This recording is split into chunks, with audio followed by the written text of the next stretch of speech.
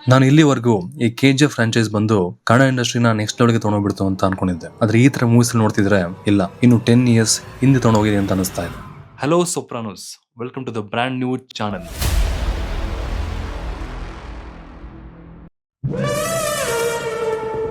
ನಾನು ಇಂಟ್ರೋದಲ್ಲಿ ಯಾಕಂಗೆ ಹೇಳ್ದೆ ಅಂದ್ರೆ, ಈಗ ನಮ್ಮ ಇಂಡಸ್ಟ್ರಿಯಲ್ಲಿ ಯಾರು ನೋಡು ಈ ಪ್ಯಾನ್ ಇಂಡಿಯಾ ಮೂವಿ ಮಾಡ್ತೀರಂತ ನಮ್ಮ ಇಂಡಸ್ಟ್ರಿ ಮಾನ ಮರ್ಯಾದೆನ 3 ಕಾಸಿಗೆ ಹರಾಜಾಗಿ ಬರ್ತಾ ಇದ್ದಾರೆ. ಇದರಲ್ಲಿ ಆ ಮಹಾಕಾವ್ಯಗಳನ್ನ ರೋಸ್ಟ್ ಮಾಡಿದ್ರೆ ಕಾಪಿರೈಟ್ ಸ್ಟ್ರೈಕ್ ಬೇರೆ.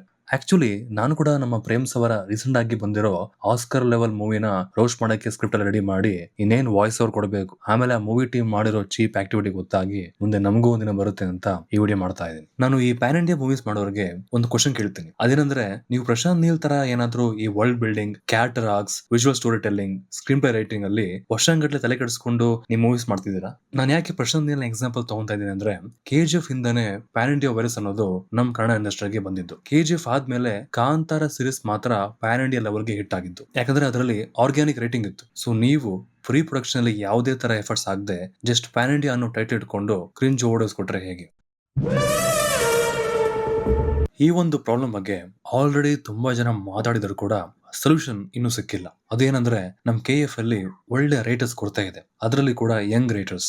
ಯಾಕೆ ಪರ್ಟಿಕ್ಯುಲರ್ಲಿ ಯಂಗ್ ರೈಟರ್ಸ್ ಅಂದ್ರೆ, ನಿಮ್ಗೆ ಒಂದು ಎಕ್ಸಾಂಪಲ್ ಕೊಡ್ತೇನೆ. ತಮಿಳ್ ಇಂಡಸ್ಟ್ರಿಯಲ್ಲಿ ಪ್ರದೀಪ್ ರಂಗನಾಥನ್ ಮೂವೀಸ್ ನೋಡಿರ್ತೀರಾ. ಅವ್ರ ಫಸ್ಟ್ ಫಿಲ್ಮ್ ಇಂದಾನೆ ಈ ಜೆನ್ಸಿ ಆಡಿಯನ್ಸ್ ಗೆ ಕನೆಕ್ಟ್ ಆಗ್ಬಿಟ್ರು. ಅವ್ರಿಗೆ ಇಷ್ಟ ಆಗೋ ತರ ಮೂವೀಸ್ ಮಾಡಿ back to back 100 crore collection ಕೂಡ ಕೊಟ್ಟಿದ್ದಾರೆ. ಸೊ ಕನ್ನಡ ಇಂಡಸ್ಟ್ರಿಯಲ್ಲಿ ಯಾರು ಕೂಡ ಇವಾಗಿರೋ ಜನರೇಷನ್ ಗೆ ಇಷ್ಟ ಆಗೋ ತರ ಮೂವೀಸ್ ಮಾಡ್ತಾ ಇಲ್ಲ. ನಿಮ್ಗೆ ಇನ್ನೊಂದು ವಿಷಯ ಹೇಳ್ತೇನೆ, ಲಾಸ್ಟ್ 10 years ಅಲ್ಲಿ ನಮ್ ಕನ್ನಡ ಸಿನಿಮಾ ಇಂಡಸ್ಟ್ರಿಯಿಂದ ಒಬ್ಬ ಕೂಡ ರೈಸಿಂಗ್ ಸ್ಟಾರ್ ಬಂದೇ ಇಲ್ಲ.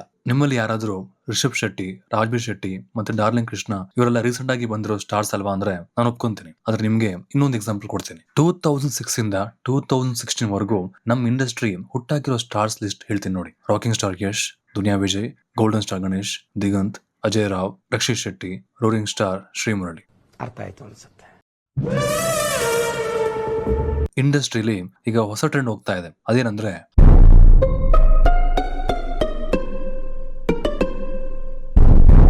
ಆಡಿಯನ್ಸ್ ತಾನು ಸಂಪಾದನೆ ಮಾಡಿರೋ ದುಡ್ಡಲ್ಲಿ ನೀವು ಮಾಡಿರೋ ಮೂವಿ ನೋಡ್ಬೇಕು, ಆದ್ರೆ ಅವ್ರ ಒಪಿನಿಯನ್ ಹೇಳಕ್ಕೆ ಅವ್ರಿಗೆ ರೇಟ್ಸ್ ಇಲ್ಲ ಅಲ್ವಾ? ಇವಾಗಿರೋ ಮೂವಿ ಮೇಕರ್ಸ್ ಯಾವ ತರ ಯೋಚನೆ ಮಾಡ್ತಾ ಇದಾರೆ ಅಂದ್ರೆ, ಈ ಬುಕ್ ಮೈ ಶೋ ರೇಟಿಂಗ್ ಇಂದ, ಈ ಮೂವಿ ರಿವ್ಯೂ ಮಾಡೋರಿಂದಾನೆ ನಮ್ಮ ಮೂವೀಸ್ ನ ನೋಡಕ್ಕೆ ಜನ ಥಿಯೇಟರ್ ಬರ್ತಾ ಇಲ್ಲ ಅಂತ ಅನ್ಕೊಂಡಿದ್ದಾರೆ. ಬಟ್ ರಿಯಾಲಿಟಿ ಏನಾಗ್ತಾ ಇದೆ, ನೀವು ಔಟ್ಡೇಟೆಡ್ ಸ್ಟೋರೀಸ್ ನ ಹಿಡ್ಕೊಂಡು ಅದೇ ರೌಡಿಸಮ್ ಕ್ರಿಂಜ್ ಮಸಾಲಾ ಮೂವೀಸ್ ನ ಮಾಡ್ತಾ ಇದ್ದೀರಾ. ದುಡ್ಡು ಕೊಟ್ಟು ನೋಡೋ ಆಡಿಯನ್ಸ್ಗೆ ಒಂದು ಒಳ್ಳೆ ಕ್ವಾಲಿಟಿ ಸಿನಿಮಾ ಮಾಡ್ತಾ ಇಲ್ಲ. ಹಂಗ್ ಮಾಡಿದ್ರು ಜನಕ್ಕೆ ರೀಚ್ ಆಗೋ ತರ ಪ್ರಮೋಷನ್ ಮಾಡ್ತಾ ಇಲ್ಲ.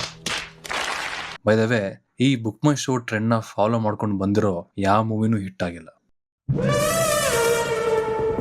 ಸದ್ಯಕ್ಕೆ ICU ಇರೋ ನಮ್ KFI ನ ಟಾಕ್ಸಿಕ್ ಮೂವಿ ಬಂದು ಕಾಪಾಡುತ್ತಾ ಅಂತ ಎಲ್ರಿಗೂ ಒಂದು ಹೋಪ್ ಮತ್ತೆ ಎಕ್ಸ್ಪೆಕ್ಟೇಷನ್ ಇದೆ. ಆದ್ರೆ ಯಶ್ ಅವರಾಗ್ಲಿ KVN ಆಗ್ಲಿ ಅಗ್ರೆಸಿವ್ ಪ್ರಮೋಷನ್ ನ ಇನ್ನು ಸ್ಟಾರ್ಟ್ ಮಾಡೇ ಇಲ್ಲ. ಸಿನಿಮಾ ಕಾನ್ ಅಲ್ಲಿ ಮೂವಿ ಟೀಮ್ ಒಳ್ಳೆ ರೆಕಗ್ನಿಷನ್ ಗೆ ವೇಟ್ ಮಾಡ್ತಾ ಇದ್ದಾರೆ. ಇಲ್ಲಿವರೆಗೂ ಬಂದಿರೋ ಸಾಂಗ್ಸ್ ಅಲ್ಲಿ ರೊಮ್ಯಾನ್ಸ್ ಬಿಟ್ರೆ ಬೇರೇನು ಕಾಣಿಸ್ತಾ ಇಲ್ಲ. ನೆಕ್ಸ್ಟ್ ಮಂತ್ ಟ್ರೈಲರ್ ಬಂದ್ಮೇಲೆ ಆನ್ಸರ್ ಸಿಗ್ಬಹುದು. ಲಾಸ್ಟ್ ಇಯರ್ ಕಾಂತಾರ ಚಾಪ್ಟರ್ 1 ನಮ್ ಕನ್ನಡ ಇಂಡಸ್ಟ್ರಿ ಮಾನ ಕಾಪಾಡದಂಗೆ ಈ ವರ್ಷ ಟಾಕ್ಸಿಕ್ ಕಾಪಾಡುತ್ತಾ ಅಂತ ವೇಟ್ ಮಾಡಿ ನೋಡೋಣ. ನನ್ನ ರೀಸೆಂಟ್ ವಿಡಿಯೋಸ್ಗೆ ಸಪೋರ್ಟ್ ಮಾಡಿ ನನ್ನ ಚಾನಲ್ಗೆ ಸಬ್ಸ್ಕ್ರೈಬ್ ಮಾಡಿರೋ ನಿಮ್ಗೆಲ್ಲ ಥ್ಯಾಂಕ್ಸ್ ಹೇಳಕ್ ಇಷ್ಟಪಡ್ತೀನಿ. ಹೊಸದಾಗಿ ನಮ್ಮ ಚಾನಲ್ಗೆ ಬಂದವರು ದಯವಿಟ್ಟು ಸಬ್ಸ್ಕ್ರೈಬ್ ಮಾಡಿ, ಶೇರ್ ಮಾಡಿ. Meet you next video. Bye ಸೊಪ್ರಾನೋಸ್.